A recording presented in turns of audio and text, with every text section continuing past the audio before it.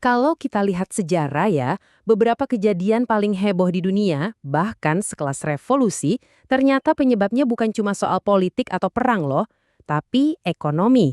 Dan sering banget kalau kita gali lebih dalam, di pusat konfliknya itu kita bakal nemuin satu kekuatan yang sama, monopoli. Yuk kita bongkar bareng-bareng apa sih sebenarnya kekuatan ini? Dengerin deh kutipan ini.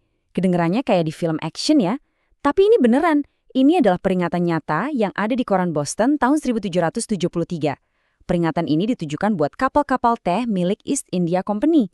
Dan inilah yang jadi percikan api buat salah satu protes paling legendaris di sejarah Amerika, Boston Tea Party. Nah, ini dia bagian yang sering orang salah paham. Ini tuh bukan sekedar protes soal pajak yang mahal. Ini adalah pemberontakan langsung melawan monopoli. Jadi Undang-Undang Teh tahun 1773 itu pada dasarnya ngasih East India Company kendali penuh. Mereka jadi satu-satunya penjual teh yang sah. Para kolonis di sana bukan cuma nolak pajaknya, mereka nolak keras ide bahwa cuma boleh ada satu perusahaan yang ngendaliin semuanya. Dan ini tuh bukan cuma kejadian sekali doang loh. Sejarah itu penuh banget sama contoh-contoh kayak gini, di mana satu pihak yang menguasai pasar akhirnya ngebentuk kejadian-kejadian besar.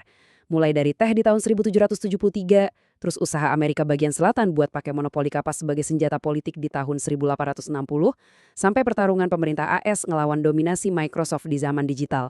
Polanya sama terus, satu kekuatan mendominasi pasar, lagi dan lagi. Oke, kita udah lihat kan dampak-dampaknya di sejarah. Jadi sekarang coba kita mundur dikit dan jawab pertanyaan yang paling dasar. Sebenarnya monopoli itu apa sih?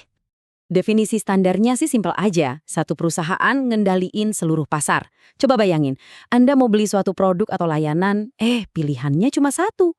Nggak ada merek lain, nggak ada alternatif lain. Perusahaan itu satu-satunya pemain, dan ya, semua orang harus ikut aturan mainnya dia. Jadi artinya apa sih kalau jadi satu-satunya pemain? Ya artinya nggak ada saingan sama sekali. Ini bikin mereka punya pangsa pasar yang gede banget dan yang paling penting, mereka bukan lagi cuma nerima harga pasar. Mereka bisa nentuin harga itu sendiri. Nah, itu dia kekuatan sesungguhnya. Supaya kita benar-benar paham seberapa besarnya kekuatan monopoli ini, cara paling gampang itu ya kita lihat lawannya, sebuah pasar yang kompetitif, yang rame sama persaingan. Ini tuh kayak dua dunia yang beda banget. Di dunia persaingan, ada banyak perusahaan. Jadi mereka harus pasrah nerima harga pasar yang ada. Mereka itu pengambil harga. Tapi di dunia monopoli, cuma ada satu penguasa. Satu perusahaan yang punya kuasa penuh buat jadi pembuat harga. Benar-benar dua kutub yang berlawanan. Analogi ini pas banget nih. Coba deh bayangin, Anda ini atlet olimpiade. Mending mana? Balapan sengit sampai ngos-ngosan atau Anda lari sendirian dan menang gampang? Ya jelas kan? Nah, bisnis juga gitu. Para CEO mungkin suka ngomongin indahnya persaingan. Tapi jujur aja deh, diam-diam setiap perusahaan itu pasti ngimpi jadi monopoli. Posisi di mana mereka nggak perlu capek-capek bersaing sama sekali. Oke, konsep ini mungkin kedengarannya gede banget ya, abstrak gitu. Tapi percaya deh, monopoli itu ada di sekitar kita. Bahkan mungkin ada di rutinitas harian Anda tanpa Anda sadari. Coba deh pikirin. Banyak layanan penting yang kita pakai tiap hari, kayak listrik di rumah atau jasa angkut sampah. Seringnya kan cuma ada satu perusahaan yang ngurusin satu wilayah, itu biar efisien. Bahkan, obat-obatan baru yang dilindungi paten, itu pada dasarnya adalah monopoli untuk sementara waktu. Jadi ya, kita sering banget berinteraksi sama struktur pasar ini. Nah, kalau ngomongin soal monopoli zaman sekarang, ya panggung utamanya ada di dunia teknologi. Perusahaan-perusahaan raksasa yang kita kenal, yang ngebentuk era digital kita, terus-terusan dituduh pakai kekuatan mereka buat matiin persaingan. 90%.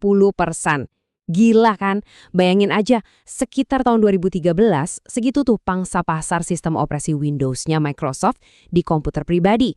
Dominasi yang total banget kayak gini akhirnya narik perhatian pemerintah Amerika Serikat dan jadi inti dari kasus anti-monopoli besar ngelawan mereka. Jadi yang jadi masalah itu bukan cuma karena Microsoft populer, bukan. Tapi soal gimana mereka pakai dominasi Windows itu. Dengan masukin Internet Explorer gratis di setiap komputer yang pakai Windows, mereka dituduh sengaja bikin susah pesaing kayak Netscape buat bisa berkembang di pasar browser.